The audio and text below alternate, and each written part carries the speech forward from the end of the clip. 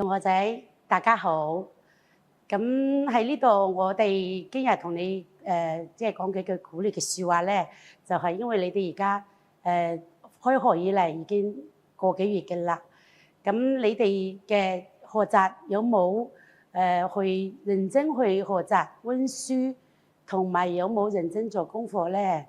咁咧，我哋作為一個媽媽嘅心態咧，咁就會覺得見到小朋友自己去認真學習咧，係我哋最想見到嘅。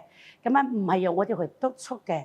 咁所以咧，你哋嘅認真，我哋睇喺眼入邊，我哋係好開心嘅。咁所以你哋自己而家努力學習，第二日咧生活上你就會好輕鬆噶啦。你而家唔食學習嘅苦，就會食生活嘅苦。所以你哋一定要加油，知嘛？咁啊，努力啦！